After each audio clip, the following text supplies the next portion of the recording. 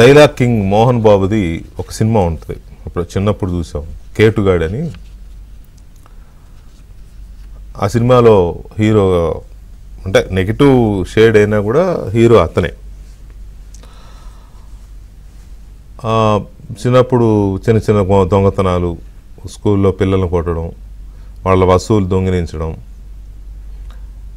పక్కింటి వాళ్ళ దొంగకోళ్ళు పడతారంట అట్లా కోళ్ళు ఎత్తుకురావడం, కూరగాయలు ఎత్తుకురావడం, కోడిగుడ్లు ఎత్తుకురావడం, కిరాణా కొట్ల దగ్గర సామాను పళ్ళు ఇట్లాంటివి ఎత్తుకురావడం, అన్నీ ఇలాంటివి చేస్తూ ఉంటే వాళ్ళమ్మ ముచ్చటపడేది. వాళ్ళమ్మ బహుశా అంజలిదేవి కాదు, ఇంకొక ఆవిడ, ఎవరు గుర్తులేదు. వాళ్ళమ్మ ముచ్చటపడేది, కొడుకు తెస్తున్నాడు కదా, ఖర్చు లేకుండా వస్తున్నాయి కదా అనుకునేదేమో క్యారెక్టర్ పరంగా. చాలా పాత సినిమా, ఇప్పుడు చిన్నప్పుడు చూసాం కాబట్టి మొత్తం గుర్తులేదు, కానీ స్టోరీ ఇదే. అది అతనికి ఒక అలవాటుగా మారుతుంది. అలవాటుగా మారి తర్వాత పెద్ద పెద్ద దొంగతనాలు, ఒకటి రెండు హత్యలు ఇట్లాంటివి చేసి జైల్లో పడతాడు. ఉరిశిక్ష పడుతుంది. ఆ ఉరిశిక్ష పడే ముందు తల్లి వస్తుంది చూడడానికి, కొడుకుని చివరి చూపు. పోలీసులు పిలుస్తారు కదా జైలు అధికారులు. వచ్చినప్పుడు తల్లిని గట్టిగా నిందిస్తాడు. నువ్వు చిన్నప్పుడు నన్ను కోళ్ళు ఎత్తుకొచ్చినప్పుడు, కూరగాయలు ఎత్తుకొచ్చినప్పుడు నన్ను కనుక నువ్వు మార్చి ఉంటే, అడ్డుపడి ఉంటే, నాకు బుద్ధి చెప్పుంటే ఇవాళ నేను ఈ పరిస్థితిలో ఉండేవాడిని కాదు అని. అది అంటే అది ఎండ్ అనమాట. అది ఇది ఎందుకు చెప్పాల్సి వస్తుందంటే, చదువుకునే రోజుల్లోనే కొంచెం అల్లరి పనులు చేస్తున్నాడని, వాళ్ళని వీళ్ళని కొడుతున్నాడని, చాలా చిన్న వయసులోనే యువకుడుగా ఉన్నప్పుడే పులివెందుల పోలీస్ స్టేషన్లో ఎస్ఐనో సిఐనో స్టేషన్ మీద దాడి చేసి కొట్టాడని, పోలీసుల్ని దారుణంగా ట్రీట్ చేసేవాడని, అక్కడి నుంచి స్టార్ట్ అయితే జగన్మోహన్ రెడ్డి గారి క్రిమినల్ చరిత్ర అనను కానీ ఇట్లాంటి స్వభావం. ఆ తర్వాత చాలా చాలా హత్యల్లో కూడా, హత్యల వెనుక ఆయన పాత్ర ఉందనే చరిత్ర చెప్తోంది. ఎక్కడ ప్రూవ్ కాకపోవచ్చు. ప్రూవ్ కాకపోవడానికి కారణాలు చాలా ఉంటాయి. ప్రూవ్ కాకపోవడం, నిరూపితం కాకపోవడానికి ఇప్పుడు పరిటాల రవి గారి హత్య ఉంది. పరిటాల రవి హత్యలో జగన్మోహన్ రెడ్డి ప్రమేయం ఉంది అని ఆ ప్రాంతవాసులు ఎవరినైనా చెప్తారు.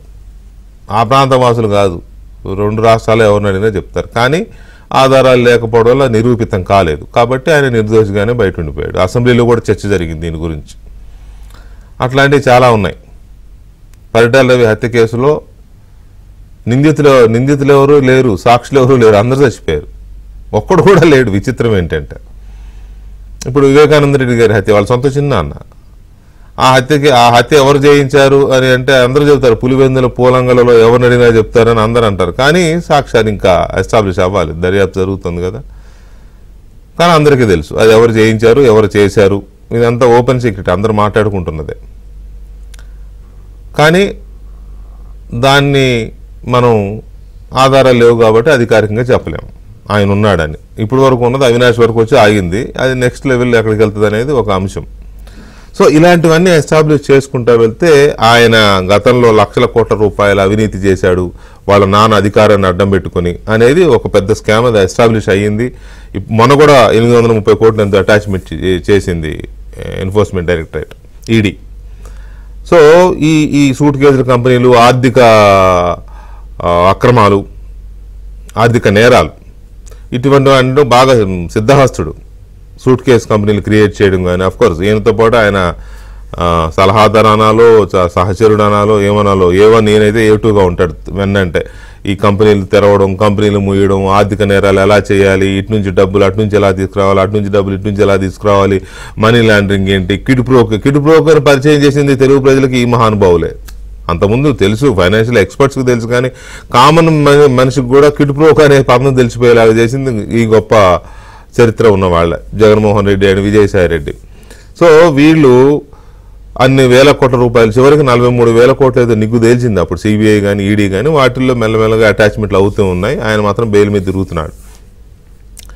ఇంత చరిత్ర ఉన్న వ్యక్తి ఈ సమాజం కానీ, ఈ దర్యాప్తు సంస్థలు కానీ, న్యాయ వ్యవస్థలు కానీ వీళ్ళని, ఈయనని పర్టికులర్గా జగన్మోహన్ రెడ్డిని కనుక ఎక్కడో చోట నిలువరించి ఉంటే, ఈ నేరాలు అనేవి ఆర్థిక నేరాలు కావచ్చు, లేకపోతే ఇంకేమైనా కావచ్చు, ఎక్కడో చోట వీడికి కనీసం ఫుల్ స్టాప్ పడి ఉండేదేమో అనిపిస్తుంది.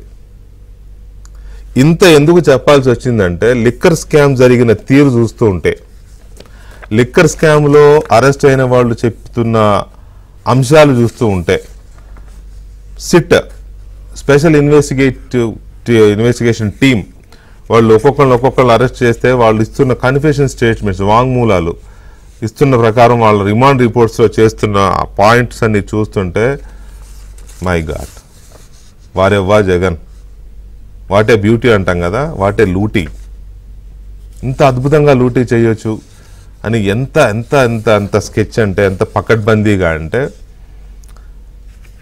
ఎవరో మాట్లాడతారు ఈ డిస్టిలరీస్ వాళ్ళతోనూ వీళ్ళతో, వాళ్ళు లిక్కర్ సప్లై చేస్తారు, వాళ్ళు 20% కమిషన్ ఇచ్చిన వాడి బ్రాండ్సే షాపుల్లో పెడతారు, ఇది ఫిక్స్. వాళ్ళు డబ్బులు ఒక ఐదుగురిని పెట్టుకున్నాడు ఈయన.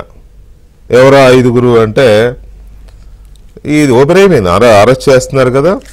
ఎవరో 5 అంటే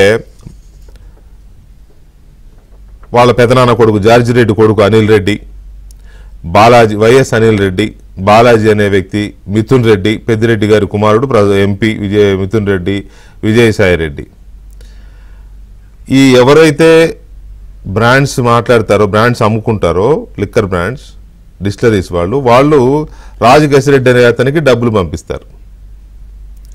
ఆ డబ్బుని రాజు కసిరెడ్డి నుంచి ఇప్పుడు నేను చదివిన పేర్లకి తలాకాశిని పంపిస్తారు. మొత్తం ఒక చోటకి పంపకూడదు. ఇప్పుడు చెప్తారు, పెద్దలు చెప్తారు కదా, కోడిగుడ్లన్నీ గంపలో పెట్టకరా, అన్ని పగిలిపోతాయి కింద పడితే. అందుకని అక్కడ 4 గుడ్లు అక్కడ 4 గుడ్లు పెడతారనమాట.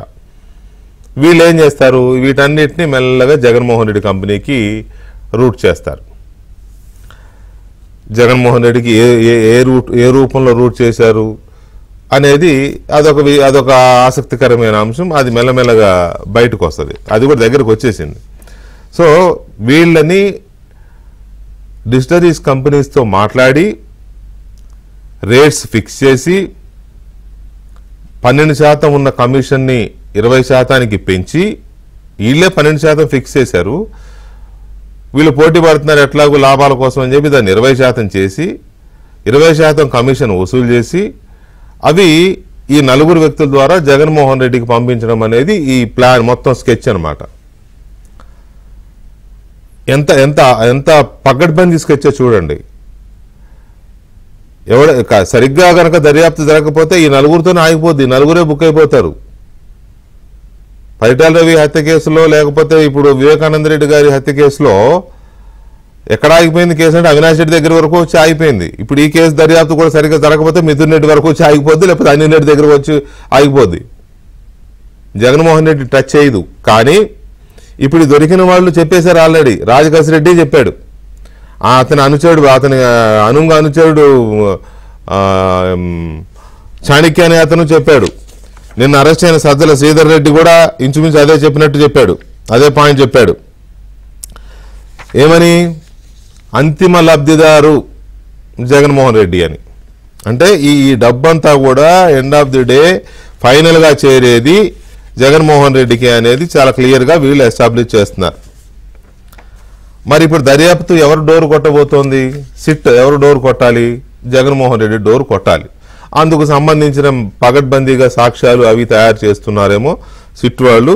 ఓకే, దాన్ని మనం చేయండి అని మనం అనడానికి లేదు కదా. వాళ్ళు ఒక మాజీ ముఖ్యమంత్రి, తర్వాత ప్రస్తుతం శాసనసభ్యుడు ఉన్నాడు ఆ స్థాయిలో ఉన్నాడు కాబట్టి డెఫినెట్గా అందుకు సంబంధించి కేసుని కొంచెం పకడ్బందీగానే చేయాల్సి ఉంటుంది. ఏదో జగన్మోహన్ రెడ్డి కనుక అర్ధరాత్రి 3 వచ్చింది కదా అని హడావుడిగా కేసు కూడా లేకుండా జగన్మోహన్ రెడ్డి వేసుకొచ్చేయమంటే, ఆయన చెప్తే ఈయన పోలీస్ అధికారులు వేసుకొచ్చేసి అట్లా ఉండదు కదా.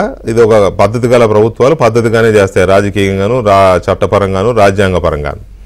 జగన్మోహన్ రెడ్డికి అవన్నీ ఉండవు కాబట్టి అలా చేశాడు. సరే, అది వదిలేద్దాం. సో ఈ పరిస్థితుల్లో సిట్ దర్యాప్తు ఇప్పటి వరకు సాగుతోంది నిజమే. వీళ్ళు చెప్తున్న దాని ప్రకారం నెలకి 50 నుంచి 60 కోట్ల రూపాయల చొప్పున 2019 నుంచి 2024 వరకు 3200 కోట్ల రూపాయలు వసూలు చేశారు. ఎవరి దగ్గర? ఈ డిస్టిలరీస్ దగ్గర, మద్యం తయారీదారుల దగ్గర వసూలు చేశారు. వసూలు చేసి రాజ్ కసిరెడ్డి అనే వ్యక్తి ద్వారా ఈ 5-6 వ్యక్తులకి చేరాయి. ఈ 5-6 వ్యక్తుల నుంచి జగన్మోహన్ రెడ్డికి చేరాయి అనేది ఒక అంచనా ఉంది. రాజ్ కసిరెడ్డి అనే వ్యక్తికి సంబంధించిన డిలాట్ అనే ఒక కంపెనీ నుంచి Mithun Reddy company PLR constructions అనే కంపెనీ ఉంటుంది మిథున్ రెడ్డి కంపెనీకి 5 కోట్లు వెళ్ళాయి అనేది కూడా ట్రాన్సాక్షన్ కూడా బయటపడింది. 5 కోట్లే కదా అనొచ్చు, 5 కోట్లే కదా అనొచ్చు. అవి ఇంకెన్ని ఉన్నాయో, ఇది దొరికింది, ఇది ఒకటే. అసలు రాజ్ కసిరెడ్డి ఊరు పేరు లేని ఒక కంపెనీ నుంచి 5 కోట్ల రూపాయలు మిథున్ రెడ్డి కంపెనీకి ఎందుకు వచ్చాయి?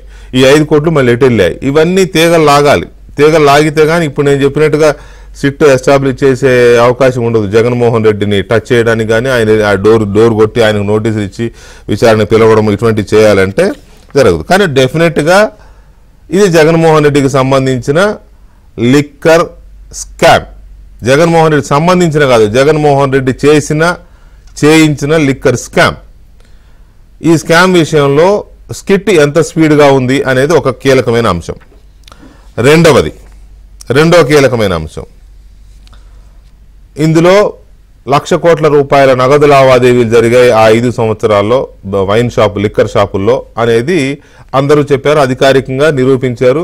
సాక్షాత్తు ప్రస్తుత బీజేపీ అధ్యక్షురాలు ఎంపీ పురంధేశ్వరి గారే రాష్ట్రపతి కూడా వెళ్ళి ఫిర్యాదు చేసి వచ్చారు అప్పుడు. ఆ తర్వాత మొన్న లోక్సభలో తెలుగుదేశం పార్లమెంటరీ పార్టీ నేత నరసరావుపేట ఎంపీ లావు శ్రీకృష్ణదేవరాయలు పార్లమెంట్లోనే లోక్సభలోనే ఓపెన్గా చెప్పాడు, 1,000 కోట్ల రూపాయలు బోర్డర్ దాటించారు లిక్కర్ స్కామ్ అని ఆధారాలతో సహా చెప్పారు. హోంమంత్రి అమిత్ షాకి వాళ్ళకి ఆధారాలు కూడా ఇచ్చారు. మరి ఇంత నగదు లావాదేవీలు ఇంతగా జరిగినప్పుడు దాదాపు 96,000 కోట్ల రూపాయలు నగదు అమ్మకాలే జరిగినప్పుడు డిజిటల్ యాక్సెప్ట్ చేయకుండా 96,000 కోట్లలో కేవలం 800 కోట్లు మాత్రమే క్యాష్ ట్రాన్సాక్షన్, అంటే క్యాష్ అంటే డిజిటల్ ట్రాన్సాక్షన్స్ జరిగాయి. మిగతా 94,000 కోట్ల రూపాయలు సుమారుగా నగదే జరిగింది. ఈ నగదు జరిగిన దాని మీద ఎందుకు ఎంక్వైరీ జరగట్లేదు అనేది ఒకటి కీలకమైన ప్రశ్న. ఒకవైపు 94,000 కోట్ల రూపాయల నగదు లావాదేవీల విషయం కానీ, ఇప్పుడు సిట్ ఎస్టాబ్లిష్ చేస్తున్న 3,200 కోట్ల రూపాయల విషయం కానీ, వీటన్నిటి విషయంలో ఆర్థిక నేరాలను పరిశోధించాల్సిన దర్యాప్తు సంస్థ ఎన్ఫోర్స్మెంట్ డైరెక్టరేట్ ఎందుకు రంగంలోకి రావట్లేదు? పార్లమెంట్లో చర్చకు వచ్చింది, బీజేపీ అధ్యక్షురాలే రాష్ట్రపతికి కేంద్ర మంత్రులకి కంప్లైంట్ ఇచ్చారు. అయినా ఎన్ఫోర్స్మెంట్ డైరెక్టరేట్ ఎందుకు రంగంలోకి దిగడం లేదు? ఎన్ఫోర్స్మెంట్ డైరెక్టరేట్ని ఎవరైనా ఆపుతున్నారా, లేకపోతే ఆరోపణలు ఎదుర్కొంటున్న వ్యక్తులు మేనేజ్ చేసుకుంటున్నారా? ఈడీ రంగంలోకి దిగితే తప్ప ఆర్థిక నేరాలు తేలవు, ఆశమ అంతంత మాత్రంగా తేలవు. సో ఎందుకు ఈ రంగంలోకి రావడం లేదు అనేది ఒక కీలకమైన ప్రశ్న ఉంది. జగన్మోహన్ రెడ్డి చేయించిన లిక్కర్ స్కామ్కు సంబంధించి చర్చను చూస్తున్నాం మనం. ఈ లిక్కర్ స్కామ్లో ఏం జరిగింది, ఎలా జరిగింది, నేను కొంతే చెప్పాను. సిట్ దర్యాప్తులు చాలా విషయాలు బయటకు వస్తున్నాయి. ఒక్కొక్కరి రిమాండ్ రిపోర్ట్స్ చూస్తూ ఉంటే ఆశ్చర్యపోయే అంశాలు బయటకు వస్తున్నాయి. ఈ అంశం మీద మనతో చర్చలో పాల్గొంటున్నారు సీనియర్ జర్నలిస్ట్ విక్రమ్ పూలా గారు, అలాగే సిపిఎం సీనియర్ నాయకులు మాజీ శాసనసభ్యులు ఎంఏ గఫూర్ గారు, అండ్ తెలుగుదేశం పార్టీ సీనియర్ నాయకులు విద్యాసాగర్ గారు మనతో చర్చలో పాల్గొంటున్నారు. ముందుగా విక్రమ్ గారు, ఈ స్కామ్ మీద మీ అబ్జర్వేషన్స్ ఏంటి? సిట్ దర్యాప్తు తీరు మీద కానీ, లేకపోతే వస్తున్న రిమాండ్ రిపోర్ట్స్ కానీ? ఇప్పుడు మీరు ఇందాక స్టార్టింగ్లో ఒక సినిమా కేటుగాడు గురించి చెప్పారు. అది విన్న తర్వాత నాకు కూడా అదే, అంటే తోటకూర కాళ్ళ దగ్గరే అని అంటారు కదా. నాకు ఈ త్రివిక్రమ్ అని పాపులర్ డైరెక్టర్ ఉన్నాడు కదా, ఆయన సినిమాలు చూస్తే ఒకటి అర్థమవుతుంది ఏంటంటే, ముందు ఆయన ఎండింగ్ అనుకొని స్టోరీ డెవలప్ చేసుకుంటాడు. అదొక విధానం. అదేలే, ముందుగా స్టోరీ రాసుకొని ఎండింగ్ కాదు, ఎండింగ్ అనుకొని స్టోరీ రాస్తారు. క్లైమాక్స్ ని బట్టి స్టోరీ డెవలప్ కథ నడిపిస్తాడు. అంటే జగన్మోహన్ రెడ్డి గారిది చూస్తే ఇంత డబ్బులు మనం స్కామ్ చేయాలనుకొని దానికి అనుగుణంగా అట్లా చేసుకుంటున్నాడు. బాగుందండి. That is some kind of modus ఆపరెండి. ఆ మోడస్ ఆపరెండిని అమలైనట్టుగా, ఎందుకంటే నేను కూడా 14 పేజెస్ రిమాండ్ రిపోర్ట్ చదివాను సిఐడిది చేసిన తర్వాత. అసలు మొత్తం కేసు ఏంటంటే, procurement and market management, market దీని మీద ఎలా జరిగింది అనే దాని మీద వాళ్ళు రాశారు. ఫస్ట్ కాన్స్పిరెన్సీ ఎలా జరిగింది, ఎగ్జిక్యూషన్ ఆఫ్ ప్లాన్ ఏంటి. ఇప్పుడు మీరు అన్ని వివరాలన్నీ చెప్పారు కదా, 1,00,000 కోట్లు 99,000 కోట్లు అని లావు కృష్ణదేవరాయలు గారు ఆయన లోక్సభలో చెప్పడం, దాంట్లో 18,000 కోట్లు జరిగింది స్కామ్, 4,000 కోట్లు ఏమో వేరే ఫారిన్ కంట్రీస్. తర్వాత మీరు చెప్పారు 5 కొరియర్ బాయ్స్ లాగా యూజ్ చేసుకున్నాడు. వీళ్ళందరూ కూడా కొరియర్స్. అంతే. ఆ కొరియర్స్ ఏం చేశారంటే ప్రతిరోజు వచ్చిన కలెక్షన్ తీసుకెళ్లి ఆయనకి ఇవ్వడం, దాదాపు to the tune of 60 as per remand report ఏంటంటే per month 60 crores to the tune of 60 crores. That comes around 3,000 crores వస్తుంది. ఇది మొత్తం స్కామ్ ఇది. తర్వాత సిట్ ఎప్పుడైతే అదే రంగంలోకి దిగిందో చాలా ఫాస్ట్గా, అంటే ఈ దీంట్లో వేగంగా దర్యాప్తు చేస్తున్నటువంటి పరిస్థితి. అంతే 10 నెలల్లోనే ఇది ఒక రకమైన దీనికి వచ్చేసారు. అంటే సిఐడి కంటే కూడా వీళ్ళు ఇంకా ఫాస్ట్ గా పోతున్నారు. కొంత చాలా లీడ్స్ దొరుకుతున్నాయి. తర్వాత ఏంటంటే వీళ్ళు టెక్నికల్ గా కొంత సాక్ష్యాధారాలు సేకరిస్తున్నారు. టెక్నికల్ ఎవిడెన్సెస్ ఉన్నాయి, చాలా స్ట్రాంగ్ ఎవిడెన్సెస్ ఉన్నాయి. విదేశాలు పారిపోయిన వాళ్ళు కూడా తీసుకురావడం వెనక్కి వస్తున్నారు. ఇట్లాగా చాలా బ్రేక్ త్రూస్ బాగా బయటపడుతున్నాయి. అదేవిధంగా ఇంకా జగన్మోహన్ రెడ్డి గారిని ఎప్పుడు పిలుస్తారు, ఇప్పుడు అందరూ చూస్తుంది ఏంటంటే మెయిన్ 3-4 ఉన్నారండి టోటల్ గా. ఎవరు? మిథున్ రెడ్డి గారు, రాజకసిరెడ్డిని పట్టుకున్నారు కదా. ఇప్పుడు విచారణకు ఇప్పుడు రావాల్సింది మిథున్ రెడ్డిని అరెస్ట్ చేస్తారా? తర్వాత మిగతా వాళ్ళు జగన్మోహన్ రెడ్డి గారు, ఇప్పుడు మిగతా ఇంకా అనిల్ రెడ్డి ఇలాంటి వాళ్ళు ఇంకా కింగ్ పిన్స్ అంతా ఉన్నారు. వాళ్ళందరినీ ఎప్పుడు పిలుస్తారు, ఎప్పుడు అరెస్ట్ చేస్తారు అనేది. ఇంకోటి ఏంటంటే మీరు చెప్పిన దాంట్లో వాస్తవంగా ఈడీ రోల్ ఏంటి, ఎందుకు ఈడీ ఇప్పటి వరకు రంగంలోకి దిగలేదు అనేది కూడా మీరు అన్నారు. అంటే ఆశ్చర్యం ఏంటంటే మనం ఇక్కడ తెలంగాణలో చూసాం, కేటీఆర్ గారు మన ఫార్ములా 1 రేస్లో వాళ్ళు రాష్ట్ర ప్రభుత్వం కంప్లైంట్ చేయాలి, పోలీసులు కంప్లైంట్ చేయాలి. But ED on its own, అంటే ఈడీకి ఆ జ్యూరిస్డిక్షన్ ఉంది, వాళ్ళు కంప్లైంట్ చేయాల్సిన అవసరం కూడా లేదు. సుమోటోగా వాళ్ళే వచ్చారు, ఆయన మీద ఈడీ దర్యాప్తు మొదలుపెట్టింది కేటీఆర్ మీద. అదేవిధంగా కవిత గారి లిక్కర్ స్కామ్లో కూడా ఈడీ ఇన్వాల్వ్ అయింది. అంటే ఎవరు కూడా రిపోర్ట్ చేయాల, అంటే ఈడీని పిలిచి మీరు ఇది దర్యాప్తు చేయండి అనేది. 130 కోట్లు జరిగింది ఢిల్లీలో జరిగింది. అది అంటే ఈ ఢిల్లీ స్కామ్ ముఖ్యమంత్రిని డిప్యూటీ సీఎం అందరినీ లోపలేశారు కదా. ఈవెన్ కూడా చాలా అక్కడ కవిత గారు ఉండొచ్చింది కదా. ఇదన్నీ చూసినప్పుడు డెఫినెట్ గా అనిపిస్తుంది, మరి ఈడీ ఎందుకు ఇన్వాల్వ్ అవ్వలేదు ఇప్పటి వరకు. ఈడీకి వీళ్ళెవరు సిట్ వాళ్ళు వెళ్ళి కంప్లైంట్ చేయాల్సిన అవసరం కూడా లేదు. పైగా ఏంటంటే the magnitude of the scam చూసినట్లయితే మీరు అన్నట్టుగా 100-150 కోట్లు దాంట్లోనే అంత చేసినప్పుడు ఇక్కడ 1000 కోట్లు ఉన్నది. మరి ఎందుకు ఎంపీలు సార్, పురంధేశ్వర్ గారు, ఇప్పుడు కృష్ణదేవరాయలు ఇద్దరు చెప్పారు ఇది చాలా పెద్ద, ప్రపంచంలోనే అతిపెద్ద స్కామ్ గా చెప్పొచ్చారు. రాష్ట్రపతికే ఇచ్చారు. ఈడీ కంటే రాష్ట్రపతి గొప్పే కదా డెఫినెట్ గా. కాబట్టి ఇప్పుడు మీరు ఇంకా దీనికి సంబంధం లేకపోయినా కొన్ని చెప్పాలి. ఎందుకంటే ఆయన రాజకీయంగా ఏ విధంగా ఎదుగుతూ వచ్చాడు నేరాలతో సహా అనేది మీరు కొన్ని చెప్పారు. విచిత్రం ఏంటంటే ఈ స్కామ్స్ ఈయనే కాదండి, సారీ టు సే ఈయన తండ్రి గారు వైఎస్ రాజశేఖర రెడ్డి గారు సీఎంగా ఉన్నప్పుడు కూడా ఏ విధంగా పబ్లిక్ మనీని సైఫన్ చేశారనే దానికి కూడా జలైగ్ను పెద్ద క్లాసికల్ ఎగ్జాంపుల్. గఫూర్ గారు ఉన్నారు ఆ రోజు. ఎందుకంటే మీకు ఒకేసారి అన్ని ప్రాజెక్టులు తీసుకున్నటువంటి పరిస్థితి ఎప్పుడూ లేదు. దాదాపు 26 ప్రాజెక్టులు తీసుకున్నారు ఒకేసారి ఎట్ ఏ టైం. తీసుకోవటం, దానికి ఎటువంటి అనుమతులు లేకుండా మొబిలైజేషన్ అడ్వాన్స్ ఇవ్వటం, ఆ కాంట్రాక్టులను వీళ్లే రింగ్ చేయటం, వాళ్ళందరికీ ప్యాకేజీలుగా డివైడ్ చేయటం, ఇవన్నీ కూడా జరిగింది. ఆ రోజున కూడా జరిగింది అది. ఎందుకంటే ఇది ఒక లెగసీ లాగా వచ్చింది.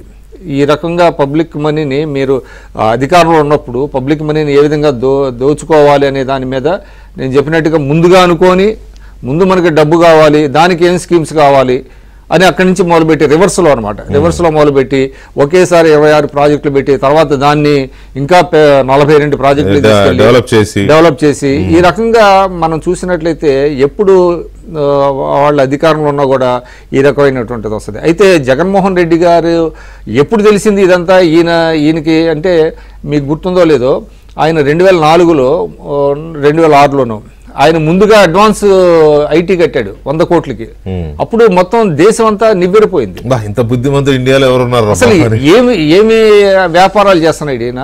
ఒకేసారి 100 కోట్లు అడ్వాన్స్ ఐటీ కట్టడం ఏంటి? ఆయన అఫిడవిట్ లో ఏం చూపించాడు? 2004 అఫిడవిట్ లో ఆయన ఆస్తులు ఏంటి, 2009 అఫిడవిట్ లో ఆయన ఆస్తులు ఏంటి అనేది అందరూ బయటికి తీశారు. అప్పుడు ఇదంతా బయటకు వచ్చింది. అసలు ఆయన ఏ విధంగా ఈ సాక్షి పేపరు పెట్టడం, దాంట్లో ఇవన్నీ కూడా ఒక్కొక్కటి బయటకు వచ్చింది. ఎందుకు నేను ఇదంతా చెప్తున్నా అంటే, వాళ్ళు ఎప్పుడూ కూడా ఫెయిర్ పాలిటిక్స్ చేయలేదు. ప్రజా జీవితంలో వాళ్ళు ఎప్పుడూ కూడా ప్రజల కోసమో లేకపోతే రాష్ట్ర భవిష్యత్తు కోసం వాళ్ళు కృషి చేసింది లేదండి. అధికారం ఒక రకంగా అవినీతి. ఇప్పుడు కొన్ని స్కీమ్స్ ఏదో ప్రజలకి, పేద ప్రజలకి చేసి ఉండొచ్చు, కానీ ఆ రోజున మీకు జలయజ్ఞంలో ఎంత దోపిడీ జరిగిందండి. బఠానీలు బిస్కెట్లు దాని మీద ఏంటంటే సరైనటువంటి ఎంక్వైరీ అదంతా జరగలేదు కాబట్టి ఏదో బతికిపోయారు, అది వెళ్ళిపోయారు. కేంద్రంలో వాళ్ళే ఉన్నారు, ఇక్కడ వాళ్ళు నడిచింది. కానీ ఇప్పుడు డెఫినెట్ గా ఏంటంటే అన్ని దారులు ఇప్పుడు అలా లేదా అంటారేమో తెలియదు నాకు. అంటే ఏ ఇష్యూకి ఆ ఇష్యూ చూడాలండి. ఇప్పుడు కూడా చూడొచ్చు, అది వేరే సంగతి. రెండు క్లబ్ చేసి మీరు చెప్పింది ఏంటంటే నాకు అర్థమైంది, నేచర్ ఆఫ్ ది క్రైమ్. తండ్రి ఇదంటే ఒకాకు చదివితే 40. అసలు ఇది ఆ సిస్టమ్ చూస్తుంటే అతను తయారు చేసిన ఇది నిజంగా పబ్లిక్ లో అండి కొన్ని ఇంప్రెషన్స్ పడిపోతాయండి. అది పాపులర్ ఇంప్రెషన్ కి ఎగనెస్ట్ గా మనం మాట్లాడితే చాలా మంది నొచ్చుకోవచ్చు, కానీ the fact remains always fact. నేను ఎందుకు అన్నానంటే విక్రమ్ గారు, కేటుగాడు ఎగ్జాంపుల్లో తల్లి నువ్వు చిన్నప్పుడే తోటకూర దగ్గర కోడిగుడ్డు దగ్గర నాకుంటే నేను ఇలా అయ్యేవాడిని కదా అని అంటాడు కదా. ఇతను నేర సామ్రాజ్యం, నేర ప్రవృత్తిని, లేకపోతే ఆర్థిక నేరాలు, మిగతా పక్కన పెడదాం, హత్యలు ఇవి మనం అనట్లేదు, కానీ ఆర్థిక నేరాలు తెలిసిన ఆంధ్రప్రదేశ్ ప్రజలు 2019లో అధికారం ఇవ్వకుండా ఉంటే ఈ లిక్కర్ స్కామ్ జరిగి ఉండేది కాదుగా. ఖచ్చితంగా నేను అనేది అది. సమాజము, ప్రజలు కొంచెం అలర్ట్ గా ఉంటే వీళ్ళని ఎక్కడ కంట్రోల్ చేయాలి, ఎన్లైటన్ చేయాల్సిన బాధ్యత కూడా ప్రతిపక్షాల మీద ఉంటుంది. ఆల్రెడీ జైలుకి వెళ్ళి వచ్చాడు కదండి, జైలుకి వెళ్ళి వచ్చాడు. ఇతని మీద కేసులున్నాయని తెలిసి కూడా మరి అంత ఇది ఇచ్చినప్పుడు దాని ఫలితం ఇది. ఇంకెన్నున్నాయి, ఇంకా చాలా. మనం ఒక లిక్కర్ స్కామే మాట్లాడుతున్నాం, కుప్పలుగా బయటపడుతున్నాయి. సజ్జల రామకృష్ణ అనేది 60 ఎకరాల ల్యాండ్ స్కామ్ బయటపడింది. పెద్దిరెడ్డి అనుచరుడు దొరికాడు ఏది మదనపల్లి ఫైల్స్ లో. ఇంకా ఇప్పుడు ఆమె బ్లాక్ మెయిలింగ్ కేసులో ఆమె విడుదల రజని, ఇంకా చాలా పేర్లు తీస్తుంటే చాలా వస్తున్నాయి. సో ఇలాంటివన్నీ జరిగి ఉండే కాదు. ఎనీవే, సో ఈ లిక్కర్ స్కామ్ జరిగిన తీరు, సిట్టు దర్యాప్తు ఎలా జరుగుతోంది అనేది మనం మాట్లాడదాం. గఫూర్ గారు నమస్తే అండి. నమస్తే వెంకటకృష్ణ గారు. గఫూర్ గారు, ఈ లిక్కర్ స్కామ్ అనేది చూస్తుంటే స్పీడ్ గానే జరుగుతున్నట్టే అనిపిస్తుంది, కానీ మనకు తెలిసింది అందులో 1,00,000 కోట్ల రూపాయల నగదు లావాదేవీలు జరిగాయి. సరే 96,000 అనుకుందాం, 96,000 కోట్ల రూపాయల నగదు లావాదేవీలు జరిగాయని క్లియర్ గా వాళ్లే చెప్తున్నారు. అదంతా కనుక డిజిటల్ ట్రాన్సాక్షన్స్ జరిగితే దాదాపు 25,000 కోట్ల రూపాయల ట్యాక్స్ రూపంలో ఆదాయం ప్రభుత్వానికి వచ్చి ఉండేదని కూడా వాళ్లే చెప్తున్నారు. కానీ ఇప్పుడు బయట పెట్టింది ఎంత? 3,200 కోట్లు.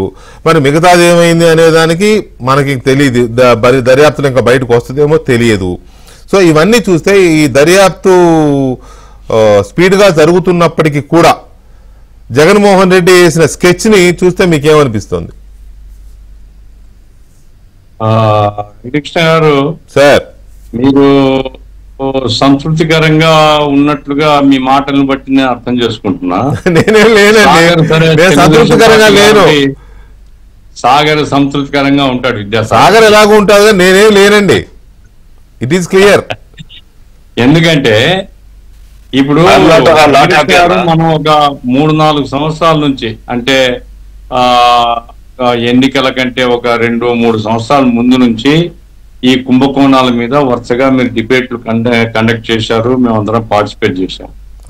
ప్రజల్లో ఉండేటువంటిది ఏంటంటే వీళ్ళు వచ్చిన వెంటనే ఈ కుంభకోణాలన్నీ బయటకు వస్తాయి, ప్రజాధనం కొల్లగొట్టినటువంటి దొంగలు ఎక్కడ తప్పించుకోలేరు. ఇప్పుడు ఎందుకు కోపం ఉందండి జనానికి జగన్ మీద? ఎందుకు కోపం ఉందంటే ఈ అరాచకాలు ఇవన్నీ చూసే కదా. ఈ అరాచకాలని బయటకు వస్తాయని జనం అనుకున్నారు. అవేమి ఇప్పుడు వాసుదేవరెడ్డి అసలు ఎక్కడ పోయినాడో చాలా కాలం కనపడలే. నేను సందర్భంలో చెప్పాను కూడా, ఏమన్నా ఆ సునీత విలియమ్స్ తో పాటుగా అంతరిక్షంలో ఎక్కడ ఉన్నాడో వెతకండి. అవును. ఇప్పుడు భూప్రపంచం లేకుండా ఆడిపోతాడండి, దొరకడానికి చాలా టైం పట్టింది. డంపు వెతుకుతున్నారు, అతను దొరకడం కంటే ఇంపార్టెంట్ డంపు దొరుకుతుంది అన్నారు. డంప్ ఏమన్నా దొరికిందా అంటే నోట్ల కట్టలు దొరుకుతాయి. అది చివరికి ఏమిటి, అతను రాను వచ్చాడు పోను పోయినాడని వచ్చినాడు మాట్లాడి ఇప్పుడు అతను డ్యూటీలో మళ్ళీ పోయి చేరినాడు ఎయిర్ సిటీస్ లో. అంటే ఈ మొత్తం దీంట్లో ఇప్పుడు రాజకేశ్ రెడ్డి నాన్ ఎంప్లాయీ లేదా శ్రీధర్ రెడ్డి నాన్ ఎంప్లాయీ, వీడు ఎంప్లాయీ వాసుదేవ్ రెడ్డి అనేవాడు. అవును.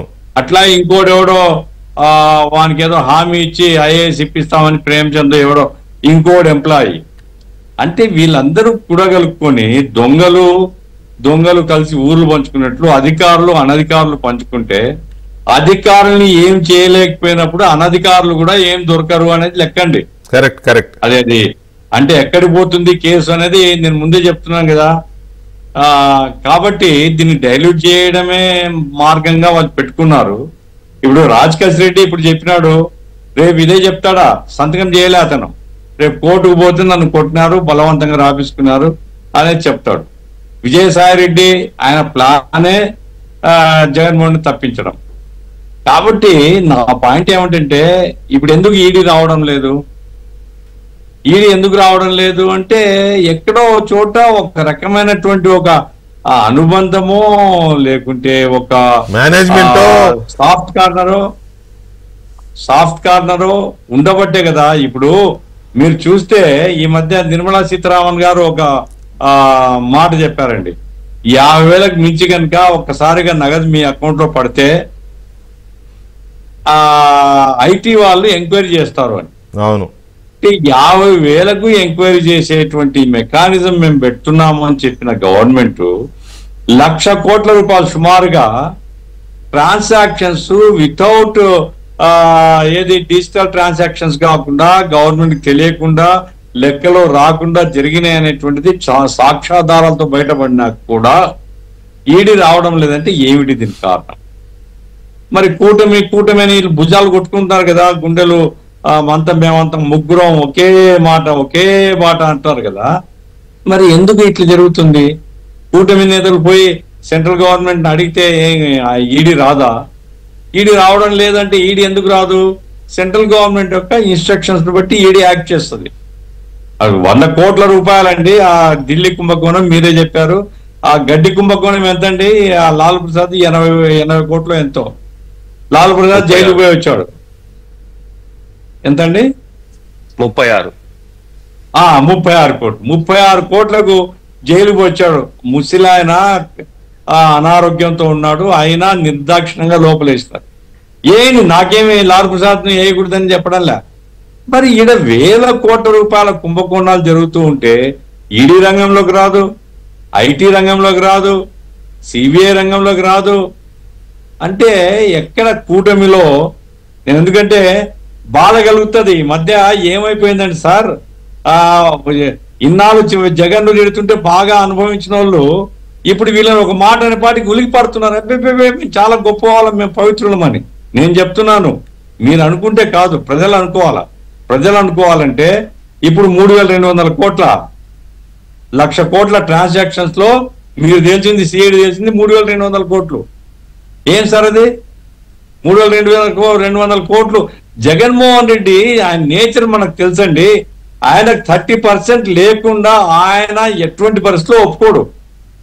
అందుకోసమే భూములు పెట్టినాడు, ఏ బ్రాండ్ పెట్టలేదు, ఏ కంపెనీ రానియలేదు. ఈ సొంత కంపెనీలు సొంత బ్రాండ్లు ప్రజల్ని అనారోగ్యంతో చంపినారు. లివర్లు చెడిపోయినాయి, కిడ్నీలు చెడిపోయినాయి, అన్ని చెడిపోయినాయి.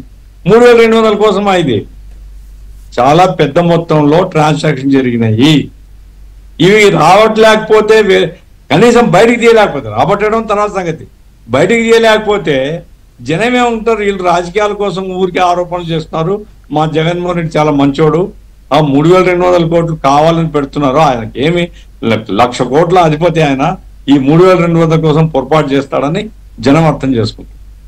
కాబట్టి సిఐడిని ఇప్పుడు ఎందుకంటే సార్ ఇట్లాంటి కుంభకోణాలు ఇప్పుడు హోమ్ మినిస్టర్ ఏం మాట్లాడదు, ఎందుకంటే ఆమెకేం సంబంధం లేదు. లా అండ్ ఆర్డర్ సీఎం గారి దగ్గర ఉంది. మరి సీఎం గారు పెద్ద మనిషి, ఇవన్నీ నా స్థాయిలో నేను చెప్పాలనుకుంటాడేమో. మరి ఎవరో ఒకరు ప్రజల్లో చర్చ కొనసాగించాలి కదా, ప్రజల్లో ఏ రకంగా ఈ కుంభకోణాలు జరుగుతున్నాయనేటువంటి చర్చ రావాలా. లేకపోతే మీరు అంటున్నారు జగన్ ను గెలిపించడం వల్ల కదా ఇప్పుడు మళ్ళా గెలిచిన ఆక్షణ లేదు సార్, మళ్ళా గెలిచిన ఆక్షణ లేదు. మీరు మరీ అలాంటి భయంకరమైన మాటలు కలలో కూడా అనుకోకండి సార్. మీకు తెలుగుదేశం మీదనో బీజేపీ కాదు తెలుగుదేశం మీదనో బీజేపీ మీదనో లేకపోతే ఇంకొకరి మీదనో కోపం ఉంటే మీరు గెలవాలని కోరుకోండి, మీరు రావాలని కోరుకోండి. నేను కోరుకోవడం లేదండి, జగన్మోహన్ కోరుకోవాలి, అంతేగాని జగన్ రావాలని మీరు ఆశ్చర్యపడని అవసరం లేదంటున్నాను. ఎందుకు ఆశ్చర్యపడడం లేదంటే నేను ఇప్పుడు పెద్దిరెడ్డి రామచంద్రారెడ్డి భూకుంభకోణం ఏమైంది ఏమైనా చెప్పారా మీకు? అట్లాగే ఇసుక కుంభకోణం ఏమైంది ఏమైనా తెలుసా మనకు? మైన్స్ కుంభకోణం ఏమైనా తెలిసిందా? సెకి ఒప్పందం కుంభకోణం 1700 కోట్ల రూపాయలు లంచం తీసుకున్నారు, ఏమైనా విచారణ జరిగిందా? కాబట్టి ఎప్పుడైతే ఇవన్నీ అట్లా పక్కకు పోతాయో ప్రజలు తమకు తక్షణం ఏది అవసరమో అది చూస్తారు. ప్రజలు తక్షణ అవసరాల రీత్యా వచ్చిన అసంతృప్తి ఏవైపోతుందో చెప్పలేం మనము. అందుకోసమే ఒక మెకానిజము ఈ కుంభకోణాల మీద ఎంక్వైరీ చేసి కుంభకోణాలు నిజాయితీగా బయటపెట్టి ఇది దొంగ దొంగ దొంగ దొంగ అనేటువంటిది ప్రజల్లో ప్రచారం చేసే మెకానిజం లేకపోతే ఏమవుతుంది? కాబట్టి నా పాయింట్ ఏమిటంటే నాకేం జగన్మోహన్ ప్రేమ లేదు. ఇప్పుడు మీరు కాదండి, ఇంకో మాట, చిన్న మాట, నేనేం కావాలని చెప్పడం కాదు. ఇప్పుడు 10 నెలలైంది కూటమి ప్రభుత్వం వచ్చి, మన వివేకానంద రెడ్డి కేసులో సిబిఐ మళ్ళీ ఏమన్నా అడుగుపెట్టిందా? అది లాజికల్ కంక్లూజన్ పోవాలి కదా. అప్పుడంటే పోలీసు సహకరించలేదు, అప్పుడేం చేయనీయలేదు. ఈ 10 నెలల్లో ఏమైంది? ఎందుకు సిబిఐ రావడం లేదు? సమాధానం చెప్పమనండి. ఈడీ ఎందుకు రావడం లేదు? ఇవన్నీ ఉన్నాయి. ఏమైనప్పటికీ వెంకటకృష్ణ గారు, నా పాయింట్ ఏమంటే తప్పు చేసిన వాడు ఏ స్థాయిలో ఉండేవాడైనా ప్రజల ముందు దోషిగా నిలబెట్టడం అనేటువంటి ప్రజాస్వామ్యంలో చాలా విలువైన సూత్రం.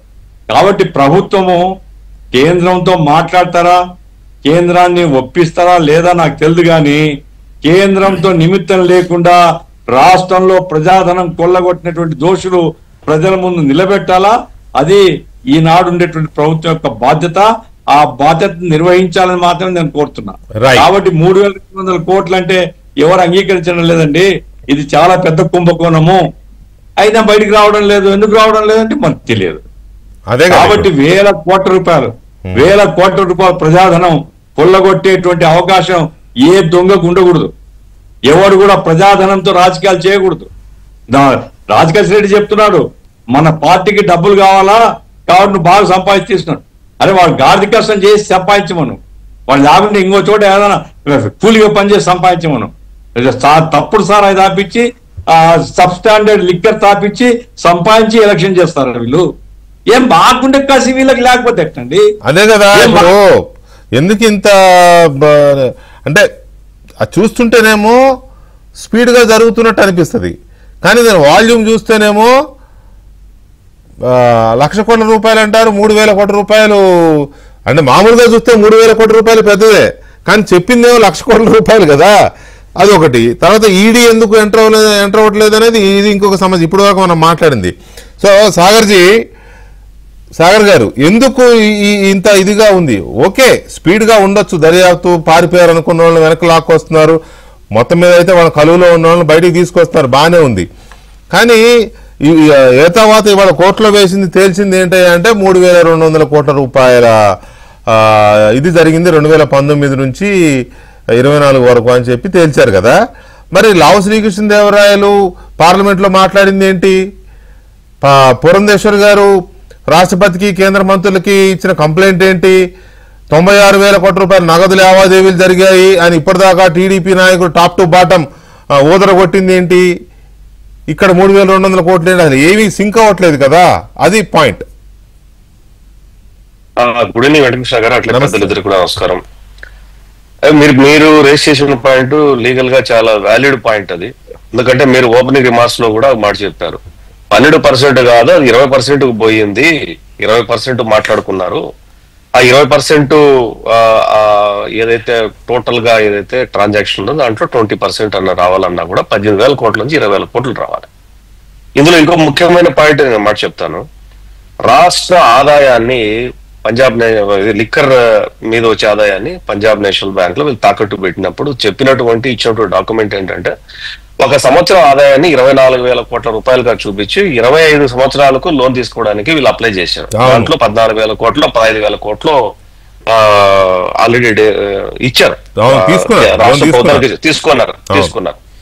అంటే అక్కడ రాష్ట్ర ప్రభుత్వ ఆదాయమే 24,000 కోట్ల రూపాయలు చూపించేటప్పుడు, లిక్కర్ గతం కంటే కూడా లిక్కర్ రేట్స్ హైగా ఉన్నప్పుడు ఈ 3,600 కోట్లు అనేది సస్పీషియస్ అనేది మన ఇద్దరమే దాదాపు ఒక నెల క్రితమే రామకృష్ణరాయలు గారు అమిత్ షాతో కలిసినప్పుడు ఈ సేమ్ టైం డిబేట్ లో మనం మాట్లాడుకున్నప్పుడు ఆ రోజు చెప్పాను ఈ విషయాన్ని. లావు కృష్ణదేవరాయలు గారు ఆయన 3,600 కోట్లు అని చెప్పి ఇచ్చారు. అది 3,600 కోట్లు కాదు, బహుశా 24,000 కోట్లు 25,000 కోట్లు ఉన్నది. ఇన్వెస్టిగేషన్ లో తేల్తదేమో అది 24,000 కోట్లు అన్నది. లావు కృష్ణదేవరాయల దగ్గర ఉన్నటువంటి ప్రైమా ఫేసి రిపోర్ట్ ను అమిత్ షాకి ఇచ్చారు అని చెప్పాను. కాకపోతే ఈ రోజు ఆశ్చర్యకరంగా ఏంటంటే 3,600 కోట్ల రూపాయలు జరిగింది అన్న దాని మీద నేను సిడి ఫైల్ అయితే చదవలేదు, చదవకుండా నేను చెప్పలేను. అయితే ఇక్కడ టోటల్ గా బ్రాడర్ స్పెక్ట్రమ్ లో గనక దీన్ని తీసుకోగలిగితే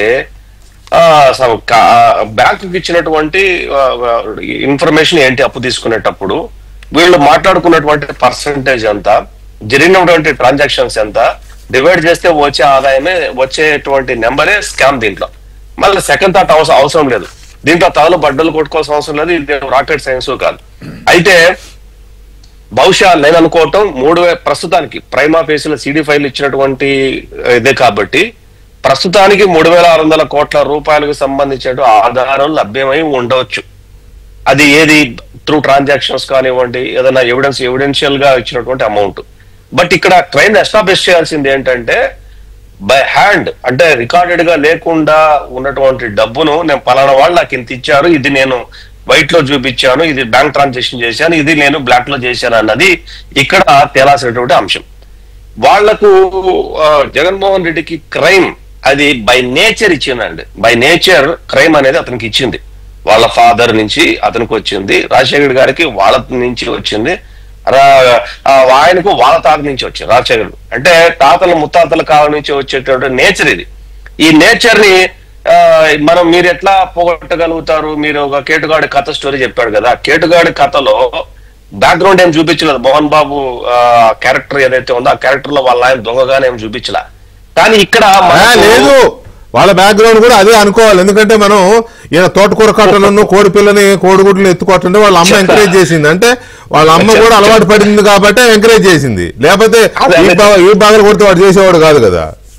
అదే చెప్తాను ఏంటంటే ఇక్కడ వాళ్ళ ఫాదర్ మీద ఉమేష్ చంద్ర గారు ఎస్పీ గారు ఉన్నప్పుడు మనం ఒకసారి తీసుకుంటే ఆ హిస్టరీ తీసుకుంటే గన్ను నెత్తి మీద పెడితే వచ్చి కాళ్ళు పట్టుకున్న సందర్భం మనం మర్చిపోం ఎప్పుడు.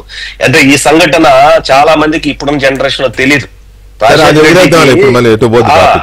అయితే వాళ్ళ తాత మీద ఉన్నటువంటి హత్య కేసులు వాళ్ళది రాజారెడ్డి వాళ్ళ ఆయన కాళ్ళు బిస్కెట్ వాడు బ్రిటిష్ వాళ్ళకి. అంటే ఇదంతా కాళ్ళు పట్టుకోవటాలు, మటర్లు చేయటాలు, నేరం చేయటాలు, ఇది ఒక సీక్వెన్స్ లో ఆ ప్రకృతి సహసిద్ధంగా వచ్చేటటువంటి మనకు తల్లిదండ్రులు శరీరం ఇస్తారు, దేశం ఐడెంటిటీ ఇస్తారు, అట్లా కొన్ని వస్తాయి కదా. అట్లా జగన్మోహన్ రెడ్డికి కూడా వంశపారంపర్యంగా ఇది వచ్చినటువంటిది అనమాట. అది ఎక్కడికి వెళ్ళదు, ఆ నేచర్ అంతే అది. దాన్ని 2019లో ప్రజలు ఒక రకంగా నమ్మారు. మీరు ఇందాక అన్నారు రానికుంటే బాగుండేది, నమ్మారు ప్రజలు, అతన్ని నమ్మి ఓట్లేస్తే జరిగినటువంటి పర్యావసనం. ఇందాక గఫూర్ అన్న మాట్లాడుతూ సాగర్ ఏమన్నా హ్యాపీగా ఉంటాడు? No, not at all. ఎందుకంటే 3,600 కోట్ల స్కామ్ కాదని రాష్ట్ర ప్రజలందరికీ తెలిసింది. నేను అనుకోవటం ప్రైమా ఫేసి ఇన్ఫర్మేషన్ అనుకుంటున్నా. అదైతే న్యాయం ఎప్పుడు జరుగుతుందంటే ఈ కల్తీ మద్యం తాగి డబ్బులు పెట్టి కొనుక్కోలేక నెల్లూరు జిల్లాలో 32 మంది శానిటైజర్ దగ్గర చచ్చిపోయారు చూసారా, వాళ్ళకి న్యాయం జరగాల. ఇది కల్తీ మద్యము, ఇందులో దీంట్లో ఏదో కలిపేశారు అని చెప్పేసి మదనపల్లిలో ఒక కుర్రోడు చెప్పిన మరుసటి రోజు శవమైతే అన్నాడు చూసారా, అలాంటి వాళ్ళందరికీ న్యాయం జరగాలి.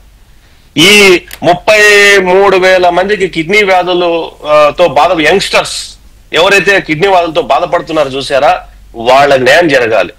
వీళ్ళందరూ లోపలికి వెళ్ళాలి, వాళ్ళ చావులకి న్యాయం జరగాల, వీళ్ళు ఎవరైతే కిడ్నీ సఫరర్స్ ఉన్నారో, లివర్ ప్రాబ్లమ్ సఫరర్స్ ఉన్నారో వాళ్ళందరికీ కూడా వైద్యం తోటి వీళ్ళ దగ్గర నుంచి డబ్బు ఖర్చు పెట్టించాల, వీళ్ళ దగ్గర నుంచి కక్కించాల డబ్బునంతా కూడా. ఎవ్వరు నమ్మట్లేదు ఈ విషయాల మీద. 3,600 కోట్లు అనేది ఎవ్వరు నమ్మరు. I'm not at all happy, nobody will happy, nobody is happy in the state. ఎవ్వరు నమ్మరు దీన్ని. గఫూర్తో నేను ఐక్యపిస్తున్నా, నేను మీతో కూడా ఐక్యపిస్తున్నా, నమ్మరు. బట్ 24,000 కోట్ల నుంచి 30,000 కోట్ల రూపాయల స్కామ్ అన్నది మిగతా కీ పాయింట్స్ ఎవరైతే ఉన్నారో వాళ్ళందరినీ కనుక మ్యాపింగ్ చేస్తే అసలు ఈ డబ్బు ఎట్లా రూటింగ్ జరిగింది. 60-70 కోట్లు అనేది I don't believe that every month ఆయనకి 60-70 కోట్లు జగన్మోహన్ రెడ్డి ఎందుకు స్కామ్ చేస్తాడు?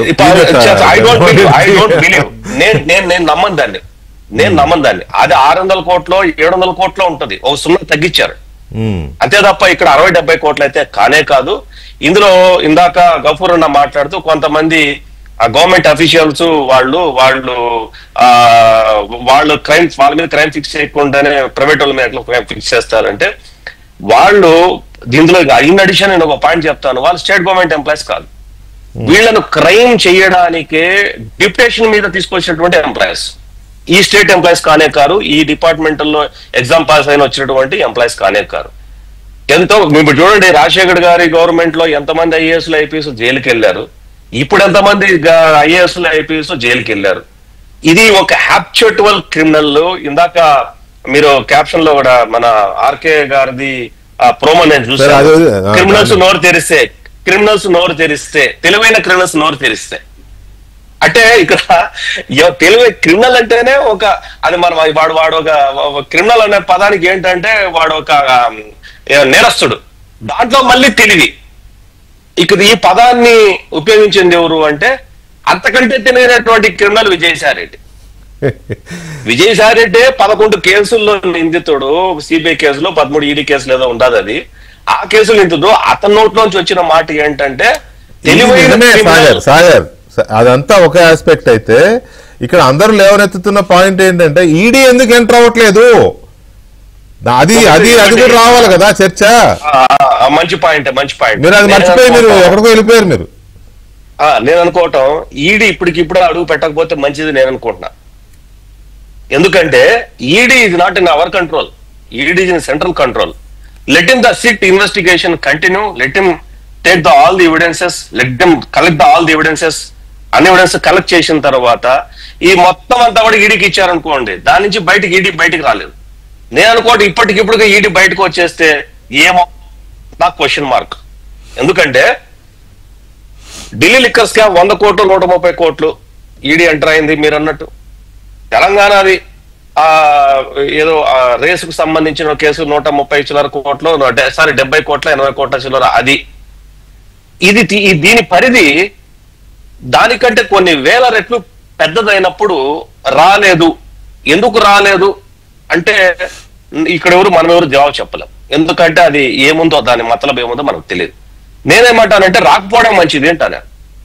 మన సిట్టు వాళ్ళు మొత్తం ఇన్వెస్టిగేషన్ చేసి మన దగ్గరనే మన దగ్గరనే దాన్ని కన్క్లూజన్ చేయించి మన కోర్టుల దగ్గరే శిక్ష వేయిస్తుందేమో.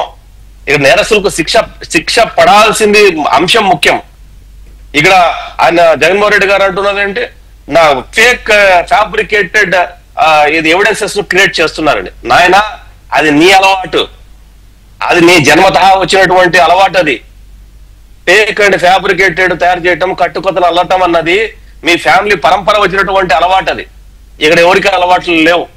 ఈడీ రాకపోవడమే బెటర్ అనే మీ లాజిక్ ని మనం ఒకసారి ఈడీ రాకపోతేనే బెటర్ అనే విద్యాసాగర్ చెప్పిన లాజిక్ ఏమైనా కనపడుతుందా?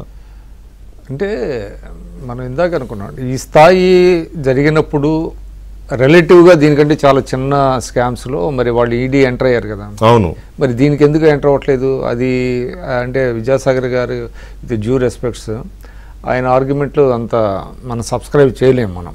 ఎందుకంటే ఇంత జరిగిన తర్వాత కూడా ఈ ఎటు రూట్ వెళ్ళింది, ఈ మనీ అంతా ఎటుపోయింది అని తెలియాలంటే ఈడీయే కదా. అంతే కదా, ఈ సిట్ వల్ల కాదు. సిట్కు పరిమితమైనటువంటి అధికారాలు మాత్రమే ఉన్నాయి, ఈడీకి విస్తృతమైనటువంటి అధికారాలు ఉన్నాయి. మనీ ఎక్కడే బయటకు పోయింది అనేది తేలాలి కదా. తేలకుండా ఎట్లాగా, అందువల్ల ఈడీ ఎంటర్ అవ్వాల్సినటువంటి అనివార్యత చాలా ఎక్కువ ఉంది. అండ్ మోర్ ఓవర్ అంటే ఇప్పుడు గఫూర్ గారు చాలా ఆవేదనతో మాట్లాడారు, 100% కరెక్ట్ ఆయన చెప్పింది. ఇప్పుడు ఎందుకంటే ప్రతిపక్షంలో ఉండగా ప్రతి వాళ్ళు కూడా ఏం జరిగింది అనేది మాట్లాడారు, తీరా చూస్తే దానికి ఇప్పుడు దానికి జరుగుతున్నది. కానీ ఇక్కడ ఒక పాయింట్ ఒకటి ఉంది. అయితే దీన్ని అట్లానే అంటే ఆ బాధపడేది మనం సెల్ఫ్ పిటీతో బాధపడతాం కాదు కదా, దాన్ని ప్రజలు చేయాలి, ప్రభుత్వం మీద ప్రెషర్ పెంచాలి, అది పొలిటికల్ పార్టీస్ చేయాలి, పౌర సమాజం చేయాలి. ఎస్, మీరు అప్పుడు ఒక లాజికల్ కన్క్లూషన్ తీసుకెళ్లాలనేది. అంటే నాకు తెలిసి వాళ్ళ సిపిఐ పెద్దగా మాట్లాడుతులా, సిపిఎం మాట్లాడుతులా, కాంగ్రెస్ పార్టీ మాట్లాడుతులా. సరే, కూటమిలో 2 పార్టీలు ఉన్నాయి, వాళ్ళు ఎటు తిరిగి మాట్లాడరు. మరి ప్రభుత్వం మీద ఎవరు ప్రెషర్ తేవాలి? నేను ఇప్పుడు అది కదా, అది ఆ ప్రెషర్ తేవాలి. ఇవాళ దురదృష్టం ఏంటంటే మనకి అసెంబ్లీలో ప్రాతినిధ్యం లేకపోవటం అండి రాజకీయ పార్టీలకి. ఎందుకంటే అసెంబ్లీలో కనుక మిగతా రాజకీయ పార్టీలకు ప్రాతినిధ్యం ఉండుంటే, ముఖ్యంగా కమ్యూనిస్టులు లేకపోవటం అనేది చాలా దురదృష్టకరం. ఖచ్చితంగా కమ్యూనిస్టులకు కనుక ప్రాతినిధ్యం ఉంటే ప్రభుత్వాన్ని ఇరుకుని పెడతారు ఇటువంటి వాటి మీద. ఇప్పుడు బయట మాట్లాడటానికి వేరు, హౌస్లో మాట్లాడటం వేరు కదా. అందువల్ల ఆంధ్రప్రదేశ్లో ఒక చాలా పెక్యులర్ పొలిటికల్ సిచ్యువేషన్ ఒకటి వచ్చింది. కాబట్టి మరి దీని మీద మరి ప్రభుత్వం ఏ విధంగా సమాధానం చెప్తారు? ఎందుకంటే ప్రజల్లో ఉన్నటువంటి అనుమానాలు కానీ ఇది కానీ నివృత్తి చేయాల్సిన బాధ్యత కూడా ప్రభుత్వం మీద ఉంది, దోషుల్ని బయట పెట్టాల్సిన ప్రభుత్వం మీద ఉంది. గఫూర్ గారు, ఇక్కడ ఇంకొక కీలకమైన అంశం ఏంటంటే, నిజానికి నేనే అడుగుదాం అనుకున్నాను, సాగర్ కూడా దాన్ని టచ్ చేశారు, ఇందాక మీరు కూడా టచ్ చేశారు. అప్పుడు చాలా మంది చనిపోయారు ఈ స్పూరియస్ లిక్కర్ తాగడం వల్ల, చాలా మంది చనిపోయారు. సరఫరా చేసిన వాళ్ళ మీద, తయారు చేసిన వాళ్ళ మీద ఎందుకు కేసులు పెట్టకూడదు? ఎందుకంటే దాదాపు 100 మంది చనిపోయారు దానివల్ల. వాళ్ళందరి మీద ఎందుకు కేసులు పెట్టకూడదు? దీంతో పాటు సైమల్టేనియస్గా దీంతో పాటు ఆ విచారణ ఎందుకు జరగకూడదు? ఒకటి. రెండోది, జరిగింది ప్రభుత్వ దుకాణాలు కాబట్టి, అప్పుడు అమ్మింది ప్రభుత్వ దుకాణాల్లోనే కాబట్టి ప్రభుత్వాన్ని కూడా ఎందుకు దాని మీద విచారణ జరపకూడదు, హత్య కేసులు పెట్టి ప్రభుత్వాన్ని అనే ఈ యాంగిల్లో ఆలోచిస్తే ఎలా ఉంటుంది? హత్య కేసులు అంటే ప్రభుత్వం మీద ఈ చనిపోయినటువంటి వాళ్ళు పెట్టాలండి. ప్రభుత్వం తన మీద తను పెట్టుకోదు కదా. అంటే ఈ ప్రభుత్వం మీద కావచ్చు, ఇప్పుడు ప్రభుత్వము అప్పుడు ఎవరైతే ప్రొడ్యూసర్స్ ఉన్నారో ఎవరు క్వాలిఫైడ్ కాదండి. ఇవన్నీ బుటకప్ కంపెనీలు. అవును. సజ్జల శ్రీధర్ రెడ్డి ఉన్నాడు, ఆయన లిక్కర్ తయారు చేసిన అనుభవం లేదు ఆయనకు. ఆయన వాళ్ళ మామ ఇక్కడ నంద్యాలలో ఫ్యాక్టరీ ఉంది, ఆల్కహాల్ సంబంధించిన ఏదో తయారు చేస్తారు, అది అమ్మేవాళ్ళు. ఆ కంపెనీ తయారు చేసి లిక్కర్ ఇచ్చేవాళ్ళు. ఇప్పుడు వీళ్ళు వచ్చిన తర్వాత కొత్త మెకానిజం ఏమిటి? అసలు లిక్కర్ కూడా వీళ్ళు తయారు చేయడం. అనిల్ రెడ్డి, ఈ కసిరెడ్డి, వీళ్ళందరూ కూడా వీళ్ళు సౌత్ ఆఫ్రికాలో అనిల్ రెడ్డి వాళ్ళు లిక్కర్ వ్యాపారమే చేస్తారు. కాబట్టి విపరీతంగా లాభాలు కొల్లగొట్టుకోవడం కోసం అంతా స్ప్యూరియస్ లిక్కర్ తయారు చేయడం, ఇష్టం వచ్చినట్టు గవర్నమెంట్ కమ్మడం, గవర్నమెంట్ దాన్ని ప్రజలకు అంటకట్టడం, తాగకపోతే టీచర్లను వెంటబెట్టి తాగేటట్టు చేయడం. ఎంత దుర్మార్గం సార్! ఏ రకమైన శిక్షలు వేయలను? ఇవన్నీ బయటికి రావాలి కదా. నా పాయింట్ ఏంటంటే, ప్రజల యొక్క ఆవేదనకు సరైన పద్ధతిలో ప్రభుత్వం యొక్క స్పందన ఉంటే ప్రజలు మేము నమ్మకం పెట్టాం, మా నమ్మకానికి న్యాయం జరిగింది అనేటువంటి ఫీలింగ్ రావాలి. నేను విద్యాసాగర్ని అభినందిస్తున్నా. ఆయన చెప్పాడు నేను ఐఎమ్ నాట్ హ్యాపీ అని. Yes, correct. ఆ రకమైనటువంటి ఎందుకంటే ప్రజల తరఫున ఉండేటువంటి వాళ్ళు నిజాయితీగా నిక్కచ్చిగా వ్యవహరిస్తేనే ప్రజల్లో గౌరవం ఉంటుంది.